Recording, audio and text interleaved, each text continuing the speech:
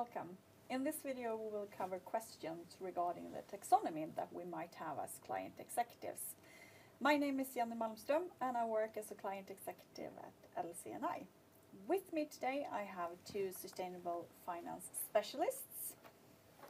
Welcome. Hello Jenny. My name is Nikolai Burdakov. I'm Sustainability Manager at Swedish Banking and I work with our Sustainable Finance Advisory at Swedish Banking.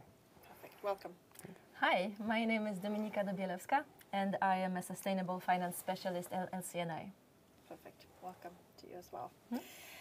What is the taxonomy and what is expected of me as a client executive? Right, I guess I can start with this question. So EU taxonomy regulation was developed to define sustainable activities with the purpose of directing investments into those sustainable activities, and it requires larger companies to disclose how they work, how they work with the taxonomy, how much they are aligned with the taxonomy. And you can also look, actually we have shot videos for the EU taxonomy with more general information and more details on the regulation related questions when it comes to taxonomy. But to your question in terms of what is it required from you as an advisor, so expectation is actually that you understand the requirements, at least on some general level to sort of start with. And then depending on your portfolio, you have a bit of more deeper understanding of certain questions. For example, it would be depending on what sectors your clients are active in. So you can look into the what activities are eligible in the list of the eligible activities of the EU taxonomy, and then if you understand that they are in the list, you sort of start to look into what types of work they need to do to meet all of the criteria in order to be aligned with the EU taxonomy. And then also the final part is actually reporting. So whether they have mature enough reporting routines for that, and then. Yeah, that's sort of it. But the important thing is that there are a lot of questions your clients are having and a lot of work they need to do. So they will definitely reach out to you as their client, executive bank counterpart. Yeah. So if my client is on the list that is not eligible for activities, what should they do? Well, let's start by clarifying that just because the client's NACE code, for instance, is not explicitly mentioned by the taxonomy, does not necessarily mean that the client doesn't have any taxonomy eligible or even taxonomy aligned activities. So the taxonomy is not really a simple industry check in the sense. So instead, what the client should do is to really look exactly what kinds of activities are covered by the taxonomy, and then cross-check it with their operations, because it could be that, for instance, just a small part of one of their many operational segments is taxonomy eligible, but it's still worth looking at, right? Another thing that we also would like to highlight, I guess, in this context is that expenditure is also relevant. So even if your client's industry is not something that you would at first hand think is necessarily taxonomy related, it could be that the client has some expenditure that is relevant. So maybe, for example, the client plans some kind of research and development program that will focus on new green technologies. Maybe they plan a renovation of their offices and want to exchange, let's say, windows or doors with new energy efficient ones. Or maybe they want to install a solar panel on the factory roofs. These kinds of operations are worth looking at from the taxonomy lens. And also what is great about the taxonomy is that it can be used as a tool here to inform the future investments of the client in order so that their involvement in the future would be already more taxonomy aligned. So in this case, taxonomy would be used as an evaluation tool or even a selection tool of investments so that we can gear involvement towards more taxonomy alignment in the future. Okay, but if they don't have anything to report? That's not really a problem yet, actually. Let's remember that the taxonomy is still a work in progress. It is still being discussed. So not all kinds of sustainable operations are covered by the taxonomy, at least not yet. Okay. So just because the client doesn't have anything to report, it doesn't mean that they're a bad company. really. They might still need to report if they are a larger company that is in scope of the regulation, but it's not a problem if it would be a 0 at the moment. It's just a sign maybe it's time to start thinking about some kind of change. Okay. So I have to ask, is this a regulatory exercise only, or are the businesses for us? Of course, there are business opportunities. So regulatory compliance is incredibly important, and the risks of incompliance are, well known. But there are a lot of business opportunities for our clients and for us in the end to seize when it comes to the EU taxonomy. So one can think of, again, this purpose of the directed investments into sustainable activities.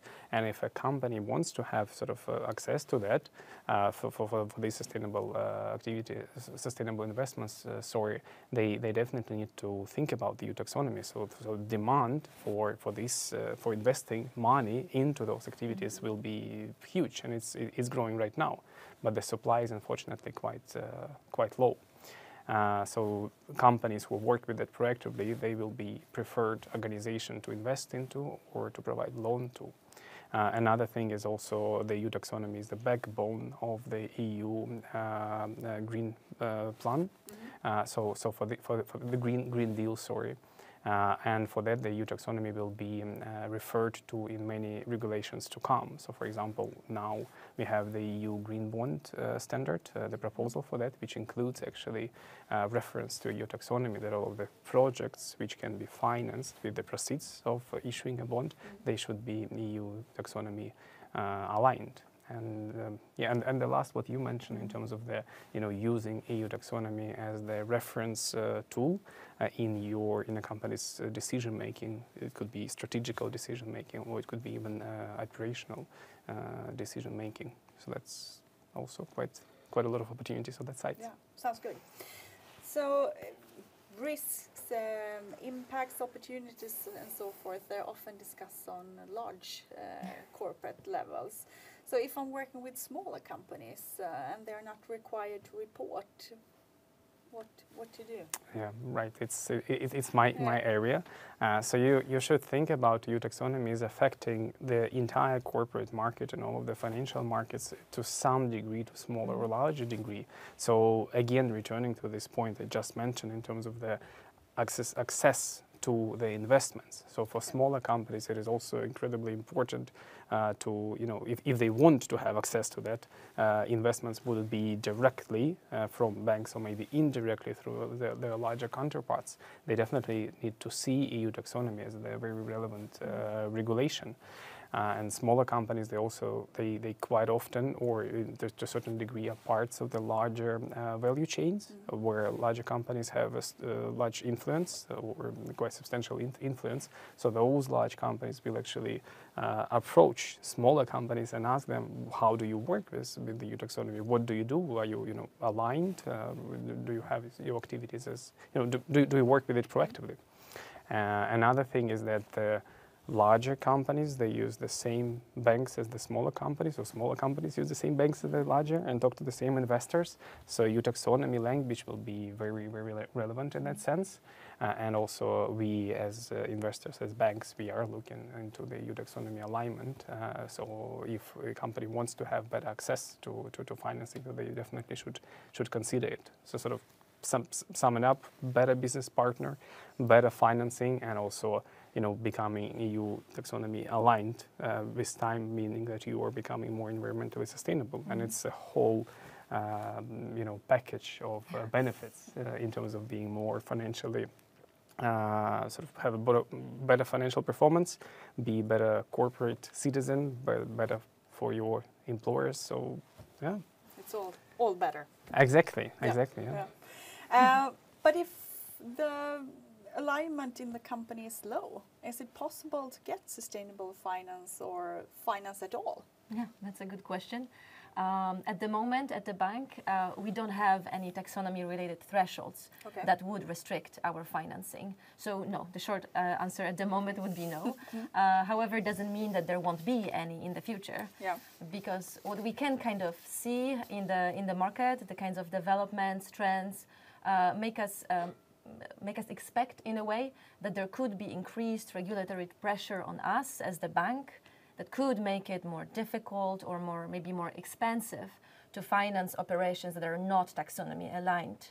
This is, of course, a little bit more long-term and not sure. We are not able to predict at the moment any specific measures or timelines. However, it is a little bit up in the air. We would therefore already now advise to take that into account in our clients' strategies, in their long-term planning, and try to increase their levels of taxonomy alignment so that maybe in the future they would be able to get those cheaper kinds of financing should those trends really kick in. And also, what is worth highlighting is that the taxonomy didn't appear in vacuum, right? We have been talking about sustainability for quite a while now. And Swedbank, just as other banks do, we already look at our clients' ESG performance. We do conduct an analysis on how transparent the client is, what kind of activities, sustainability-related activities they have, whether the strategy is credible. Those kinds of aspects play a role in the decision-making of whether or not we're going to finance the client. So the trend is already there, the wheel is already in motion, which is why we strongly encourage our clients to already now take those trends into account and use those tools, such as the taxonomy, to inform their investments, their activities, and gear towards the right path to kind of future-proof their business in this way. Okay. So what kind of information do we require from our clients? Well, this has not been fully formulated yet either. Of course, the kinds of reports that the larger companies are already required to publish, these kinds of stuff will definitely be relevant for us. But there are still discussions as to what exact requirements the bank would pose on our clients. So Group Sustainability will be informing you on an ongoing basis about any developments on that area, any new decisions taken. So stay tuned. Oh, okay. Sounds perfect. So to wrap it up, if I want to get more information, what to do about the taxonomy? Right. I mean, information about EU taxonomy is all over the place. So I think that's partially why we have this this meeting now. So first, but the best place to start with is actually EU Commission website on the EU taxonomy, dedicated to EU taxonomy. So there you can find information on the frequently asked questions, regulation themselves. Also a really good tool which is called Taxonomy Compass, where you can see different types of activities. On our internal part, we have a web page, an intranet dedicated to sustainable finance regulation. There is also a bit more relevant, tailored, frequently asked questions to our advisors, to you also. As I mentioned in the beginning, we have taxonomy videos, so on the reporting and then general information about the taxonomy. And in the end, maybe you can ask if you have more specific, questions related to some particular customers in terms of the taxonomy. You can ask your local sustainability hubs or sustainability specialist, or in the end, even contact Group Sustainability in that sense. So, yeah, that would be a good sum up, I think. That sounds good. Thank you very much, Dominika and Nikolai. Thank you. Thank you and good luck. We hope you have found this video helpful, and thank you very much.